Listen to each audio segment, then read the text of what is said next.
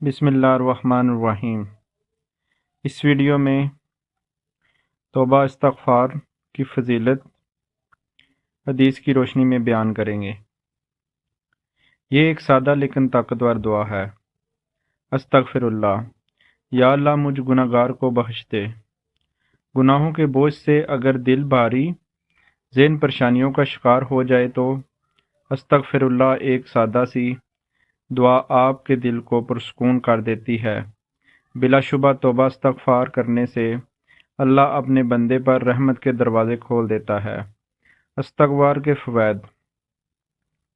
یہ رحمت کے دروازے کھول دیتا ہے۔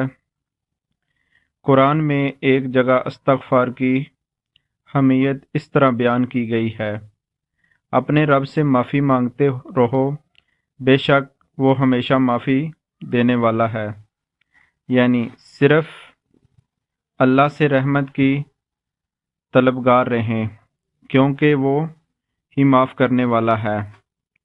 ایک حدیث کے مطابق نبی کریم صلی اللہ علیہ وآلہ وسلم نے فرمایا، اللہ تعالیٰ ایسے شخص کو اپنے عرش کے سائے میں جگہ دے گا جس نے تنہائی میں اللہ تعالیٰ کے ایسے ذکر کیا اس کی آنکھوں سے آنسو جاری ہو جائے۔ دعا کی قبولیت۔ دل سے اللہ کی بارگاہ میں معافی طلب کرنے سے دعا قبول ہوتی ہے۔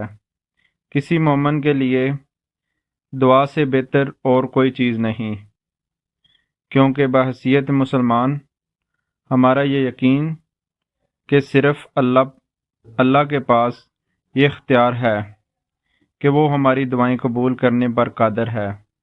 رزق میں اضافہ۔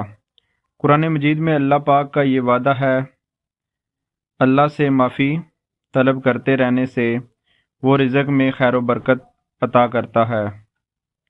اس حوالے سے فرمان مصطفیٰ کہ جس نے استغفار کو اپنے اوپر لازم کر لیا، اس کو ہر پریشانی دور ہو جائے گی، زندگی کے ہر دروازہ بند ہو جائے گا۔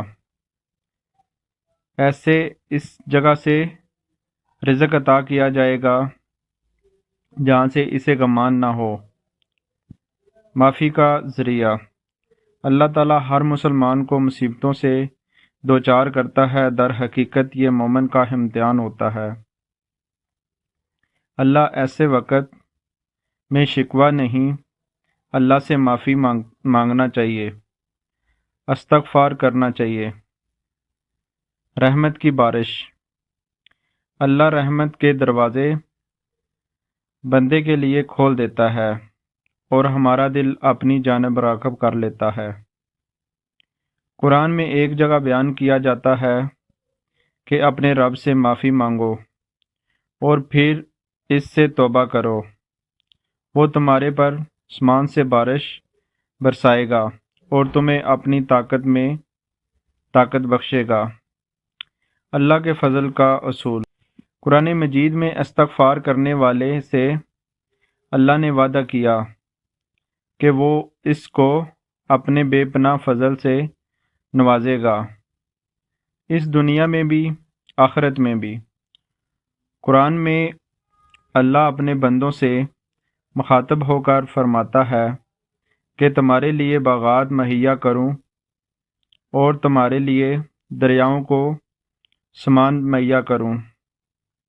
اللہ ہم سب کو اپنے حضور عاجزی، انکساری، خشوع و خضوع سے توبہ استغفار کرنے کی توفیق عطا فرمائے۔